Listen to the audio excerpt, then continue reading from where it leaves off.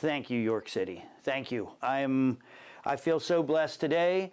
On Saturday, we hit a major milestone for York, 100 days without anybody shooting anybody else. I know some people are like, why do you celebrate such a thing? That's the way it should be.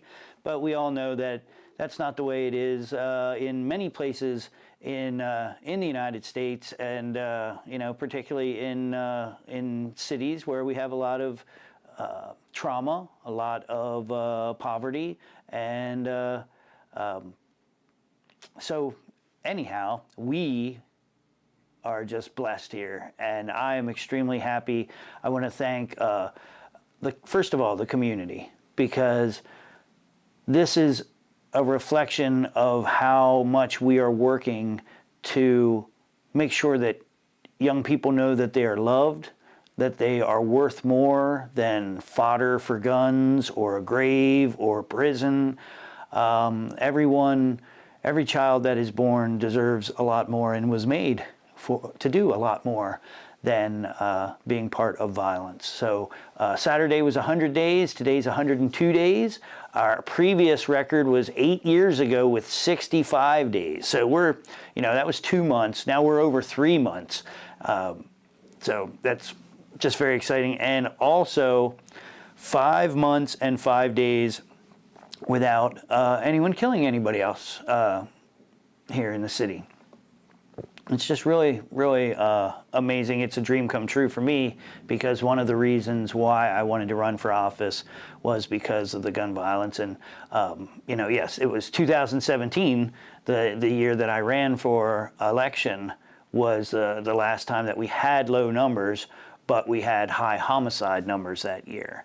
So we're just doing great all across the board. Let's keep it going. Please, please, please. And thank you, community. Thank you, York City Police Department and Commissioner Muldrow.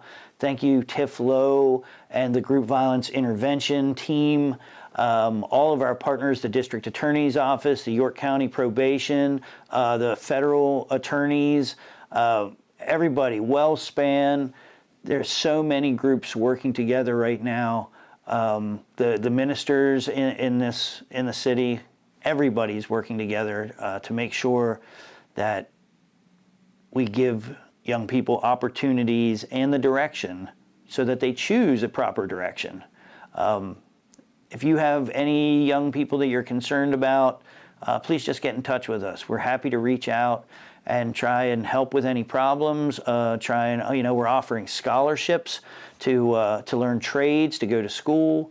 We're doing everything that we can, and I know some people were skeptical when Mayor Bracey and Chief Cayley brought the Group Violence Intervention Program to the City of York.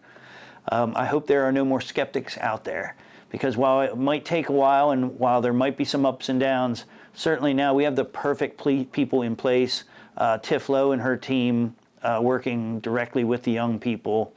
It's just amazing to watch. It's amazing to see the love in this community, and it's showing. So thank you, thank you, thank you. I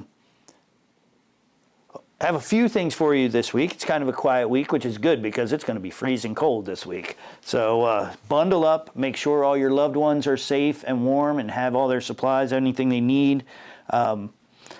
We have a few things here. We have financial management from YCEA, the ABCs of 1, 2, 3. So for business owners, whether you're a new business owner or an experienced business owner, there may be something good in here for you to learn.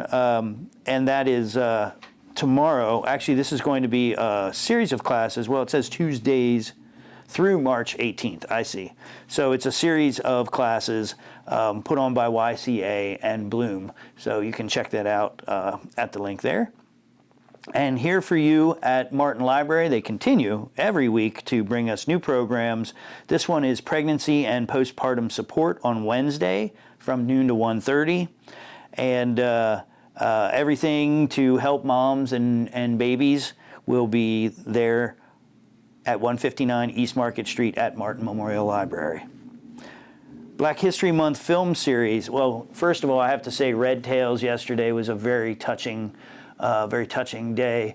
If you don't know, the Tuskegee Airmen the first African American air troops in our country's history. We have multiple people from York City that went down there and trained and became Tuskegee Airmen. One of them, unfortunately, died shortly. Floyd Carter died before he could be deployed over to Europe in an accident. But we have others that were involved, and Kenneth Carter also. The Carter boys, the Carter men, six of the young men from that family all went to defend freedom, defend democracy for this country, and so it was very touching that some of their family members could be there yesterday, as we shared in watching Red Tails, the movie about the Tuskegee Airmen. But this Saturday, wait, is it Saturday? No, this Friday, my mistake, this Friday evening is Poetic Justice, which, I started off with saying how great it is that there has been no violence here, or at least no gun violence in months, over 3 months. Poetic Justice is the story of a young poet, Janet Jackson, who lost her loved one, her boyfriend, to gun violence. She connects up with Tupac Shakur in this movie, and also the poetry of Maya Angelou is featured in this movie. So it is a great movie. I'm glad that right now we are not having to think about losing our loved ones to gun violence, but this is a good reminder and a great movie if you want to join us for a free film Friday at 7 at the Appel Center. Restaurant Week is starting this Friday. Very exciting. Check out all your favorite restaurants and check out the link below for specials within restaurants all around the city. And finally, there will be a book discussion next Monday at 7 o'clock at the History Center, the new History Center. If you haven't been there yet, it is absolutely amazing. That's at 121 North Pershing Street. Some people know it as the old steam plant, the giant smokestack that is in our downtown. And that is a book discussion of the Rattlesnake Colonel, Thomas Cressup. So if you don't know anything about this, there was a small war going on between Maryland and Pennsylvania before York was even a city.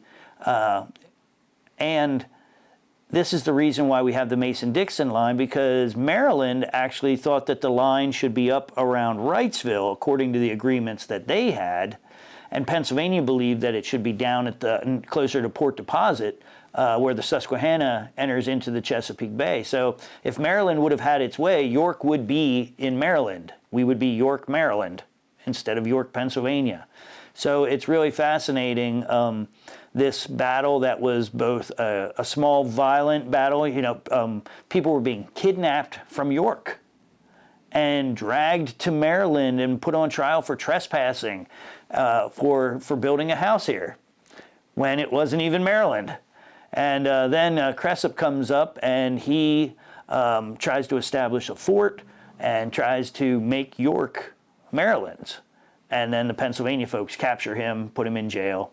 Cressup goes on to be kind of a hero of American history, but in that part, certainly from a Yorker standpoint, he was no hero here. So this looks like something really, really great. It's next Monday evening at 7 o'clock. Hope you can make it there.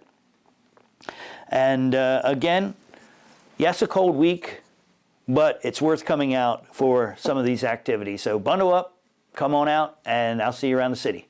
Have a great week.